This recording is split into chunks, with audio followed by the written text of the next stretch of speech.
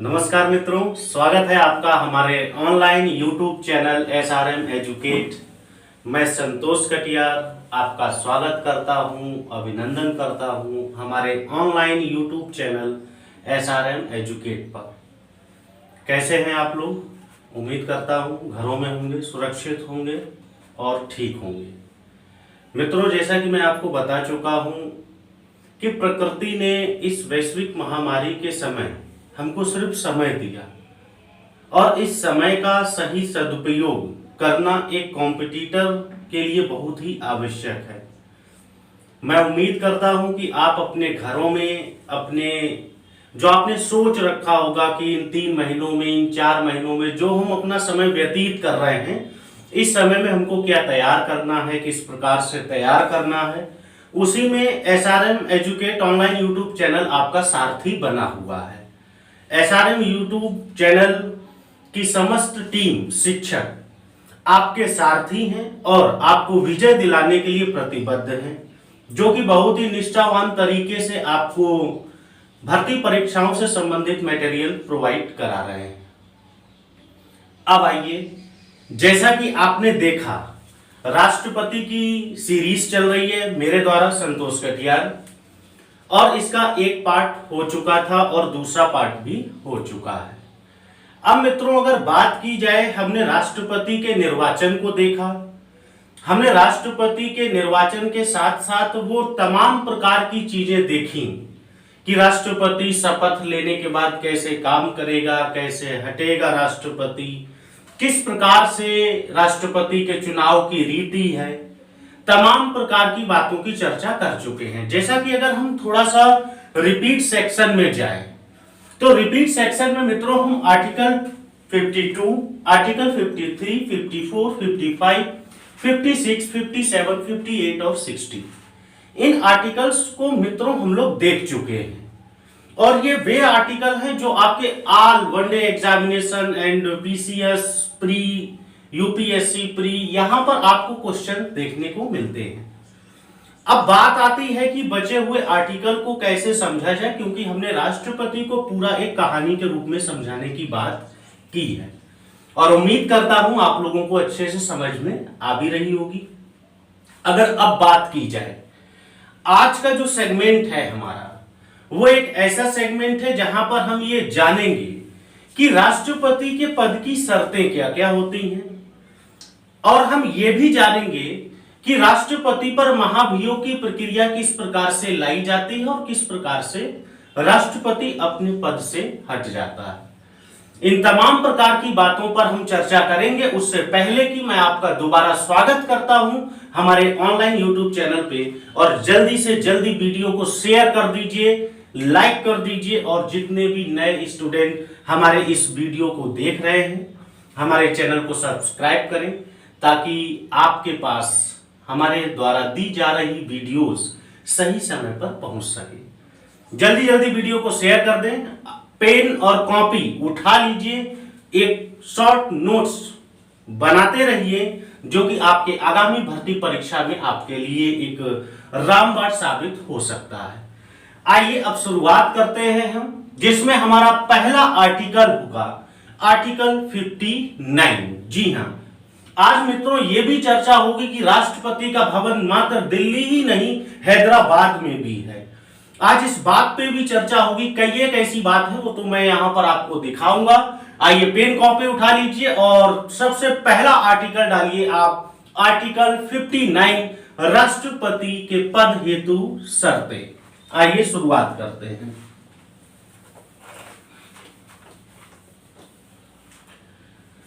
Article 59 के अंतर्गत मित्रों अगर मैं आपको बताऊं, तो आर्टिकल 59 जो कि कहता है कि राष्ट्रपति के पद की शर्तें, पद की शर्तें, पद की शर्तों के अंतर्गत अगर देखा जाए मित्रों, तो यह बताया गया है कि राष्ट्रपति लोकसभा या राज्यसभा का सदस्य नहीं होना चाहिए, यानी कि लोकसभा और राज्यसभा का सदस्य नहीं होना चाहिए, नहीं होना चाहिए। यहां पर हम देख रहे हैं अपना पहला पॉइंट कि लोकसभा और राज्यसभा का सदस्य नहीं होना चाहिए। यानी कि मित्रों, जब राष्ट्रपति अपने पद की शपथ लेता है, जैसा कि मैंने बताया आपको, ओथ लेता है, जो कि आपके मुख्य न्यायाधीश सर्वोच्च न्यायालय द्वारा दिलाई जाती है, उस शपथ ग्रहण करने से पहले अगर वह लोकसभा या राज्यसभा का सदस्य है तो उसको लोकसभा और राज्यसभा से क्या देना होगा? इस्तीफा देना होगा, त्याग पत्र देना होगा। क्लियर है? अगर इसका दूसरा बात किया जाए मित्रों, तो दूसरा यह कहता है कि यह लाभ के पद पर नहीं होना चाहिए, लाभ के पद पर नहीं होना चाहिए। मित्रों, ये इसका दूसरा पॉइंट है कि यह लाभ के पद पर नहीं होना चाहिए। ऐसी कोई भी परिस्थिति नहीं बननी चाहिए कि यह लाभ के पद पर हो, किसी भी स्कूल में टीचर हो या भारत सरकार द्वारा प्रशासनिक अधिकारी हो, ऐसा कुछ भी नहीं होना चाहिए। अब मित्रों बात की जाए इसके अन्य बातों की, अन्य शर्तों की, तो जैसा कि आप जानते हैं कि राष्ट्रपति को तनख्वाह जो दी जाती है, वो तनख्वाह इसके शासन काल में उस तनख्वाह से कोई भी कटौती नहीं होगी। और इस समय इसको कितनी तनख्वाह दी जा रही है, जल्दी जल्दी कमेंट बॉक्स में बताइए। जल्दी जल्दी इस समय इसको कितनी तनख्वाह दी जाती है, जल्दी जल्दी कमेंट बॉक्स में आप बताइए। आइए देखते हैं। जैसा कि आप ये भी जानते हैं कि राष्ट्रपति को वर्तमान समय में 5 लाख रुपए दिया जा रहा है। कितना दिया जा रहा है? 5 लाख रुपया मासिक है, ये मंथली है मित्रों। ठीक है। अब मित्रों अगर बात की जाए कि इसके रुपए में, जैसा कि मैंने बताया शासनकाल के दौरान कटौती नहीं होगी, तो आखिर कब राष्ट्रपति महोदय के तनख्वाह से कटौती की जा सकती है? इसकी कुछ कंडीशंस हैं मित्रों। जैसा कि आप जानते हैं कि राष्ट्रपति हमारे देश में आपातकालीन शक्तियों की बात करता है। आपातकालीन शक्तियां चैप्टर अलग प्रकार से हम इसको पढ़ेंगे। नेक्स्ट सीरीज जो हमारी होगी वह इसके शक्तियों से ही होगी। अगर अब बात की जाए मित्रों, जैसा कि आप जानते हैं 352, 356, 360 ये कुछ ऐसी चीजें हैं जो राष्ट्रपति की इमरजेंसी की बात करता है। अगर बात करें 360 की, तो 360 में आप जानते हैं कि वित्तीय आपातकाल है, और वित्तीय आपातकाल के दौरान तो आपने देखा कि वित्तीय आपातकाल के दौरान तनख्वाह से कटौती की जा सकती है। अगर अब मित्रों बात की जाए इनके अन्य शर्तों की, तो जैसा कि आप ये जानते हैं कि वर्तमान समय में राष्ट्रपति को बिना किराया दिए, इसकी शर्तों में शामिल किया गया है कि बिना किराया दिए इनको शासकीय निवास आवंटित किया जाएगा। जी हां, यहां पर बात कर रहे हैं हम शासकीय निवास की, जो हमारा चौथा पॉइंट हो सकता है, शासकीय निवास। जैसा कि मित्रों आप जानते हैं कि राष्ट्रपति को एक ऐसा निवास दिया जाता है जिसको आप राष्ट्रपति भवन के नाम से जानते हैं, जो कि रायसीना हिल्स पर बना हुआ हमारा एक सुंदर सा राष्ट्रपति भवन है। मित्रों यहां पर ध्यान देने वाली बात है कि राष्ट्रपति 2 भवन हैं, एक हैदराबाद में है और एक आपका दिल्ली में है। दिल्ली में जो आपका राष्ट्रपति भवन है उसको पहले वायसराय पैलेस भी कहा जाता था, और एक हैदराबाद में है जिसको हम राष्ट्रपति निलय के नाम से जानते हैं।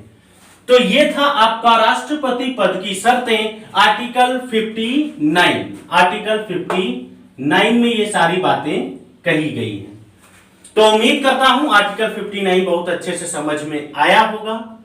अगर आया है तो जल्दी से जल्दी थंब आप भेजिए और इसका स्क्रीनशॉट लीजिए। चलते हैं अपने नेक्स्ट आर्टिकल की तरफ, एक नए अध्याय की तरफ। जल्दी से स्क्रीनशॉट लें। तो आपने देखा 59, यानी कि अब हम राष्ट्रपति महोदय को उनके घर तक पहुंचा चुके हैं। राष्ट्रपति महोदय अब राष्ट्रपति पद की शपथ लेने के पश्चात इस देश की शासन प्रशासन व्यवस्था को नियंत्रित कर रहे हैं और संविधान के अनुसार इस देश का संचालन कर रहे हैं।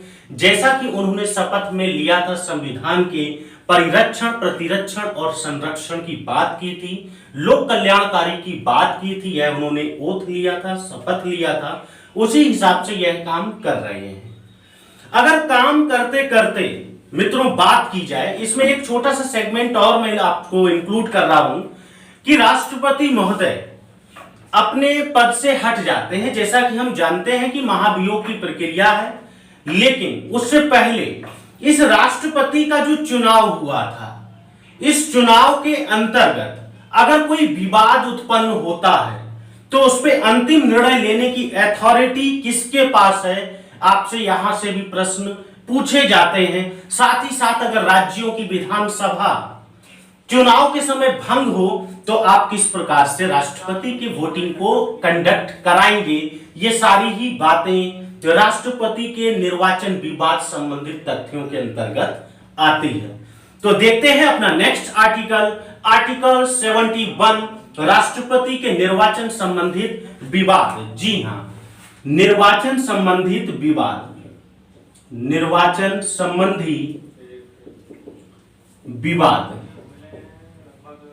निर्वाचन संबंधित विवाद की अगर बात की जाए मित्रों, तो निर्वाचन संबंधित विवाद पूरी तरीके से बताया गया है आर्टिकल 71 में। कहां बताया गया है? आर्टिकल 71। यह आपका आर्टिकल 71 निर्वाचन संबंधित विवाद को बताता है। अगर अब मित्रों बात की जाए कि अगर आपके प्रेसिडेंट ऑफ इंडिया के निर्वाचन में किसी भी प्रकार से अगर विवाद की स्थिति बनती है तो यह मामला कहां पर जाएगा? तो यहां पर आर्टिकल 71 में स्पष्ट रूप से लिखा हुआ है, इस मामले की निगरानी उच्चतम न्यायालय द्वारा की जाती है। उच्चतम न्यायालय द्वारा की जाती है, यानी कि राष्ट्रपति का जो निर्वाचन संबंधी विवाद होगा उसका निपटारा कौन करेगा? जी हां, आपका सुप्रीम कोर्ट, उच्चतम न्यायालय करेगा। अब मित्रों यहां पर 71(4) भी आया, एक आर्टिकल 71(4), आर्टिकल 71 का 4। अगर मित्रों 71(4) की बात की जाए तो 71(4) के अंतर्गत आपका 11वां कॉन्स्टिट्यूशन अमेंडमेंट, 11वां कॉन्स्टिट्यूशन अमेंडमेंट 1961 आया, जिसमें कुछ प्रावधान किए गए, जिसमें कुछ प्रावधान किए गए। वे प्रावधान किस प्रकार से थे आइए उसको समझते हैं। उस प्रावधान में कहा गया कि यदि चुनाव के समय राज्यों की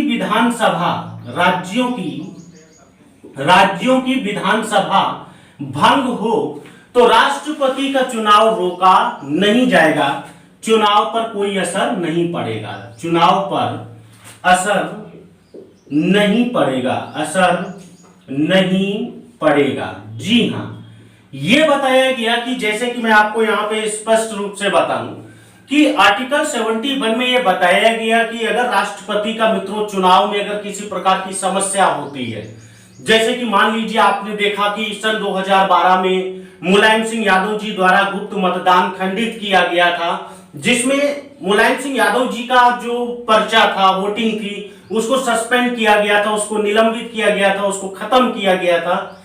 साथ ही साथ ऐसे विवाद जो उत्पन्न होते हैं, ऐसे विवादों का निपटारा पूरी तरीके से सर्वोच्च न्यायालय करती है, हमारे देश की उच्चतम न्यायालय करती है। यहां पर मित्रों एक चीज और मैंने आपको बताई, 71(4) में 11 कॉन्स्टिट्यूशन अमेंडमेंट 1961, जैसा कि आप यहां देख रहे हैं, पारित किया गया, जिसमें यह बताया गया राज्यों की विधानसभा, जैसे कि उत्तर प्रदेश विधानसभा, राज्यों की विधानसभा अगर इलेक्शन के समय में भंग हो, निलंबित हो, तो ऐसी स्थिति में मित्रों राष्ट्रपति के चुनाव पर कोई भी असर नहीं पड़ेगा, राष्ट्रपति का चुनाव कंडक्ट कराया जाएगा। ठीक है, तो यह था हमारा आर्टिकल 71 एंड आर्टिकल 71 का 4। उम्मीद करता हूं आपके समझ में आया होगा। जल्दी जल्दी कमेंट बॉक्स में बताइए आपके समझ में आया या नहीं आया, ताकि मैं आगे बढ़ सकूं। जल्दी जल्दी आप लोग कमेंट करें, और जितने भी लोग वीडियोस को देख रहे हैं जल्दी से जल्दी शेयर करें, जिससे कि हमारा चैनल, आपका चैनल ज्यादा से ज्यादा लोगों तक, जरूरतमंद लोगों तक पहुंच सके और इसका लाभ प्रत्येक स्टूडेंट उठा सके। ठीक है मित्रों, जल्दी से स्क्रीनशॉट लीजिए। चलते हैं अपने नेक्स्ट आर्टिकल की तरफ।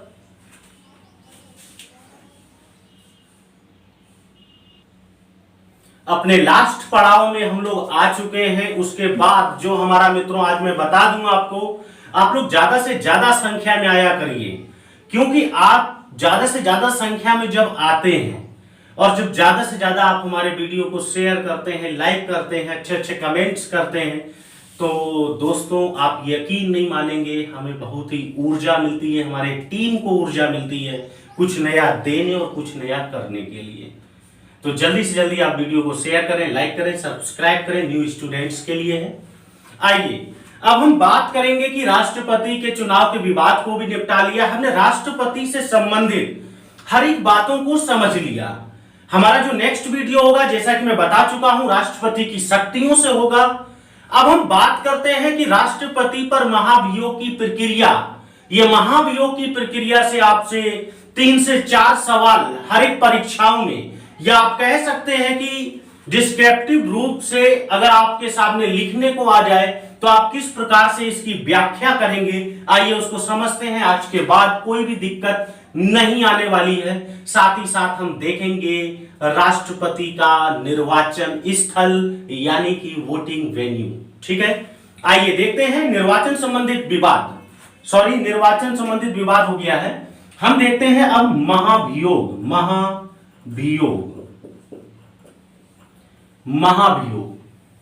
आर्टिकल कौन सा है मित्रों, जैसा कि आप जानते हैं कि आर्टिकल 61, जी हां 61 में महाभियोग बताया गया है। अब सबसे पहला सवाल, तो महाभियोग की प्रक्रिया कैसे आएगी, क्यों आती है, इन सारी चीजों को हम देखते हैं। तो सबसे पहले तो मित्रों हमारा यही सवाल होगा, यहां से सवाल के साथ साथ पूरा चैप्टर खत्म हो जाएगा, आपको पता भी नहीं लगेगा। सबसे पहला सवाल, तो महाभियोग प्रक्रिया का आधार क्या होगा, आधार, बेस, यानी कि सबसे पहला सवाल आधार, इसका आधार क्या होगा। अब जैसे कि आधार के अंतर्गत हमें यह पता लगा कि राष्ट्रपति महोदय ने जो शपथ ली थी, ओथ लिया था परिरक्षण, प्रतिरक्षण, संरक्षण का, वह संविधान के अनुसार इस देश का संचालन नहीं कर रहे हैं और वे संविधान का अतिक्रमण कर रहे हैं, उल्लंघन कर रहे हैं। मान लिया हमारे सामने आधार आया, कौन सा आधार आया, संविधान का उल्लंघन, संविधान का उल्लंघन, यह आधार आया हमारे पास, संविधान का उल्लंघन। अब संविधान के उल्लंघन के आधार, मित्रों देखिए बहुत से लोगों के दिमाग में यह सवाल रहता है कि महाभियोग, जैसे कि कुछ बच्चों के सवाल हमारे व्हाट्सएप मैसेज पे आए थे कि सर महाभियोग की प्रक्रिया और किस किस पे लगाई जाती है। तो मित्रों मैं आपको आज यहां पर यह स्पष्ट कर दूं कि महाभियोग की प्रक्रिया सिर्फ और सिर्फ राष्ट्रपति के साथ लगाई जाती है, बाकी आपके चीफ जस्टिस ऑफ इंडिया या और भी जो भी पदाधिकारी हैं, इन पर महाभियोग की रीति यानी कि महाभियोग जैसी प्रक्रिया शब्द का वर्णन किया गया है, लेकिन महाभियोग शब्द का वर्णन सिर्फ और सिर्फ किसके आगे किया गया है मित्रों, तो आप कहेंगे प्रेसिडेंट ऑफ इंडिया। ठीक है मित्रों, अब यहां पर पता लग गया कि संविधान के उल्लंघन पर राष्ट्रपति महोदय पर महाभियोग की प्रक्रिया लगाई गई है। अब हम देखते हैं कि यह प्रक्रिया कैसे लाई जाती है और किस प्रकार से राष्ट्रपति पद को त्यागेंगे। समझ में आ रहा है कि नहीं आ रहा है मित्रों, आप लोगों को ज्यादा डेप्थ तो नहीं हो रहा है। उम्मीद करता हूं कि एक साधारण भाषा में, व्यवहारिक भाषा में आपको समझ में आ रहा होगा। जल्दी से बताइए आपको आ रहा है कि नहीं आ रहा है, नहीं तो पता लगे कि मैं यहाँ पे पढ़ाता रह जाऊं और आपको कुछ समझ में भी ना आए, तो हमारी और आप दोनों की मेहनत बेकार होगी। आप लोग से बहुत ही उत्साहित हूं हम कि आप लोग हमारे YouTube चैनल को बहुत अच्छे से देखते हैं और बहुत ही मेहनत के साथ आप लोग पढ़ रहे हैं। इस उम्मीद के साथ ही मैं आपको प्रोवाइड कराता हूं मटेरियल्स। हमारी टीम पूरी तरीके से लगी हुई है। आइए, जैसा कि हम मित्रों जानते हैं कि हमारे देश में जो पार्लियामेंट्री सिस्टम है, जो संसद है, संसद के 2 सदन हैं। कितने सदन हैं? पहली बात तो यहां पर मैं आपको एक फिगर ड्रॉ कर रहा हूं। यहां पर आप देखिए संसद का निर्माण कैसे हुआ। संसद का निर्माण हुआ मित्रों राष्ट्रपति, लोकसभा और राज्यसभा को मिलाकर। जी हां, ये आपकी क्या है? ये आपकी है संसद। उम्मीद करता हूं दिख रहा होगा प्रत्येक व्यक्ति को। ये आपकी है संसद। अब इस संसद के 3 अंग हैं मित्रों, एक राष्ट्रपति, लोकसभा और राज्यसभा।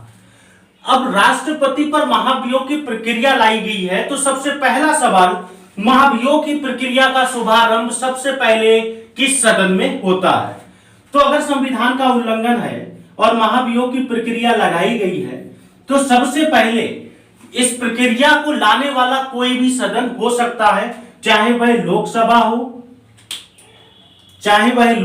हो और चाहे वह राज्यसभा हो। अब आप ही लोग जल्दी जल्दी कमेंट करके बताइए किसमें लाएं, जल्दी से कमेंट करके बताइए महाभियोग की प्रक्रिया कहां शुरू करें।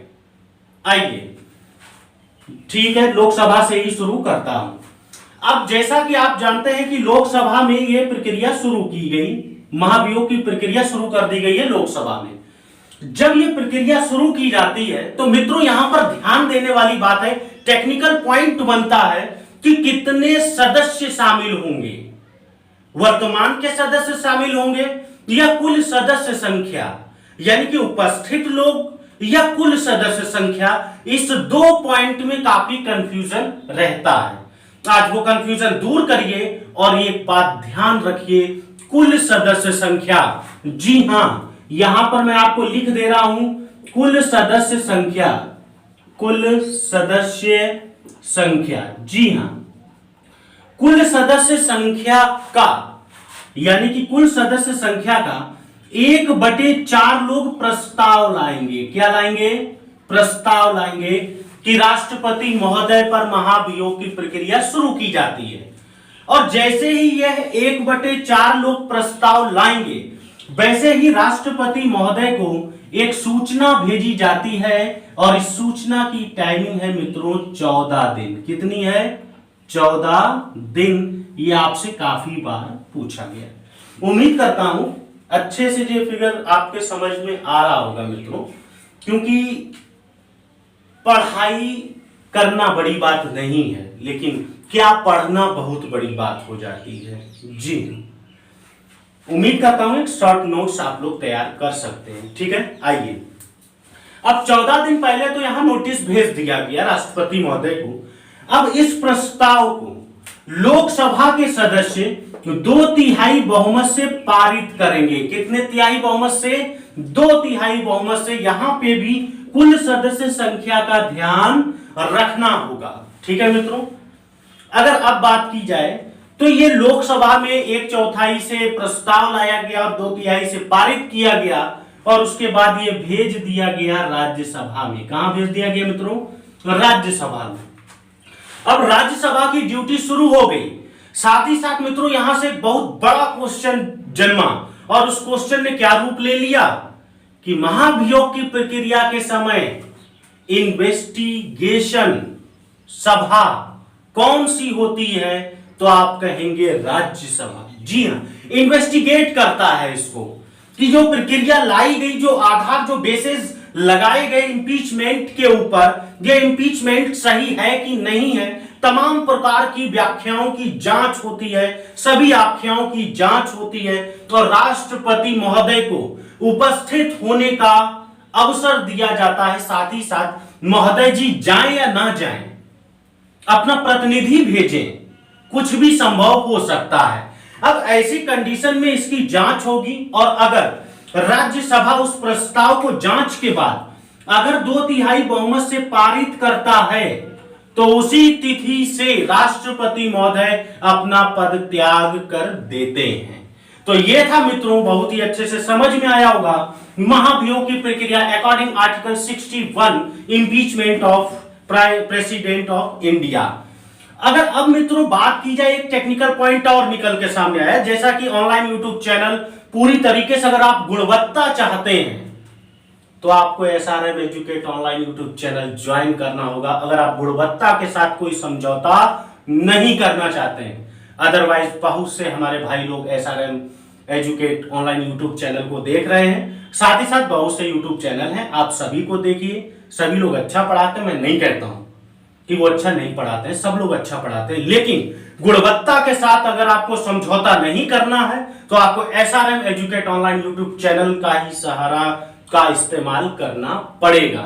ठीक है मित्रों, अब बात आती है यहां पर कि राष्ट्रपति महोदय पे जब महाभियोग की प्रक्रिया लगाई गई तो क्या राष्ट्रपति महोदय इस देश की शासन और प्रशासन व्यवस्था के ऊपर डिसीजन देंगे उस दौरान, इस 14 दिन के दौरान कोई डिसीजन दे सकेंगे? तो बिल्कुल दे सकेंगे। अगर महाभियोग की प्रक्रिया लगाई गई है और वो प्रक्रिया जब तक समाप्त नहीं होती है तब तक राष्ट्रपति महोदय राष्ट्रपति माने जाएंगे और सारे ही निर्देश, सारे ही आदेश उसी प्रकार से माने जाएंगे जैसा कि सामान्य दिन में माने जाते हैं। तो मित्रों, ये था आर्टिकल 61। अब इसके बाद एक छोटा सा पॉइंट देखते हैं, लास्ट पॉइंट देखते हैं, बने रहिए अंत तक। हम देखते हैं प्रेसिडेंट वोटिंग वेन्यू। जल्दी से स्क्रीनशॉट ले लें, देखते हैं। तो हमारा ये अंतिम पड़ाव वोटिंग वेन्यू, जी हां, मतदान स्थल। जैसा कि आप देख रहे हैं, मतदान स्थल। राष्ट्रपति का जो अन्य तथ्यों की बात हो रही है, जो मिसलेनियस हो रहा है, देखिए ये सारे पॉइंट्स आपसे एक्स्ट्रा फैक्ट के रूप में पूछे जा सकते हैं कि संसद सदस्य वोटिंग कहां करेंगे, एमपी वोटिंग कहां करेंगे, एमएलए वोटिंग कहां करेंगे, ये सारी चीजों से पॉइंट्स आपके पूछे जाते हैं। तो आइए इस चीज को भी हम क्लियर करें, और ये लास्ट हमारा टॉपिक है आज का। उसके बाद देखेंगे हम राष्ट्रपति की शक्तियां। आइए शुरुआत करते हैं वोटिंग वेन्यू की। जैसा कि आप जानते हैं मित्रों, राष्ट्रपति का जब इलेक्शन हम लोग करवा रहे थे तो वहां पर एमपी और एमएलए एमपी एमएलए की फुल फॉर्म आप लोग को पता होगी मित्रों, जैसा कि हम उम्मीद कर सकते हैं। जल्दी से कमेंट बॉक्स में लिखिए एमपी और एमएलए की फुल फॉर्म। जल्दी से कमेंट बॉक्स में प्रत्येक व्यक्ति जो भी इस समय ऑनलाइन है, प्रत्येक व्यक्ति एमएलए और एमपी की फुल फॉर्म लिखें जल्दी से जल्दी। आइए, एमपी यानी कि मेंबर ऑफ पार्लियामेंट, चाहे लोकसभा हो चाहे राज्यसभा हो, and MLA member of legislative assembly. जी हां, यानी कि ये कहलाते हैं आपके विधायक महोदय। कौन कहलाते हैं? विधायक जी, विधायक। और ये क्या कहलाते हैं? सांसद महोदय, सांसद जी। जे विधायक हैं और जे कौन है? सांसद जी। दोनों शासन के हैं, विधायक और सांसद जी। अब वोटिंग कैसे होगी? अगर सांसद जी वोट देंगे, राष्ट्रपति महोदय देंगे क्या? वो तो देंगे ही। सांसद महोदय अगर वोट देंगे तो वह जाएंगे दिल्ली में। कहां जाएंगे? ये जाएंगे दिल्ली में, दिल्ली वोट देने जाएंगे। कहां जाएंगे? दिल्ली वोट देने जाएंगे। और एमएलए महोदय अगर वोट देते हैं तो इनको जाना होगा कहां पर? जल्दी से कमेंट करके बताइए। संबंधित राजधानी में, संबंधित राजधानी में। यानी कि हम यहां पर देख रहे हैं कि एमपी महोदय देंगे दिल्ली में, यानी कि भारत देश की राजधानी, और एमएलए महोदय कहां देंगे? हमारे संबंधित राज्य की राजधानी अर्थात लखनऊ। जी हां, लेकिन यहां पर एक पॉइंट और है। अगर सांसद महोदय चाहें तो 10 दिन पूर्व सूचना देकर, यह सवाल पूछा गया है, 10 दिन पूर्व सूचना देकर, निर्वाचन आयोग को सूचना देकर अपने संबंधित राज्य की राजधानी में वह वोटिंग कर सकते हैं। अर्थात मान लीजिए हमारे राज्य के, हमारे जिले के कोई सांसद महोदय हैं, अगर वो नहीं जाना चाहते हैं दिल्ली तो 10 दिन पहले बता देंगे और संबंधित राज्य की राजधानी में वोटिंग करेंगे। जैसे मान लीजिए उत्तर प्रदेश में कोई भी जिला है और उस जिले का कोई भी सांसद है और वो दिल्ली नहीं जाना चाहता है तो वह लखनऊ जाकर भी वोटिंग कर सकता है, लेकिन उसके लिए 10 दिन पूर्व सूचना देनी होगी। तो उम्मीद करता हूं वोटिंग वेन्यू से आपसे अगर सवाल पूछा गया तो आप कर पाएंगे। तो यहां पर मित्रों आज हमने राष्ट्रपति से संबंधित सारे ही टॉपिक्स को क्लियर किया है। अब हम शुरुआत करेंगे राष्ट्रपति की शक्तियां, जो कि हमारा नेक्स्ट वीडियो होगा। मित्रों, वीडियो देखने के बाद अपनी प्रतिक्रिया जरूर दिया करें। पहले तो इसका आप स्क्रीनशॉट ले लें। आइए, सबसे बड़ी बात तो यह है मित्रों कि हम किस दिशा में चल रहे हैं। तो उम्मीद करिए हम आपको सही दिशा में ले जा रहे हैं। बस आप लोगों को हमारे साथ मेहनत करनी है, खूब कड़ी मेहनत करनी है। साथ ही साथ हमारे वीडियोस आपको कैसे लग रहे हैं कमेंट करके जरूर बताया करें। लास्ट में आप सभी लोग अपनी प्रतिक्रिया दिया करें। मैं आपसे फिर कहूंगा, आपके अच्छे कमेंट्स ही हमको ऊर्जावान बनाते हैं कुछ नया करने और कर दिखाने के लिए। तो मिलता हूं नेक्स्ट वीडियो के साथ। मैं संतोष कटियार, इंतजार रहेगा आपका नेक्स्ट वीडियो में। जब तक के लिए नमस्कार, जय हिंद, जय श्री राधे कृष्णा।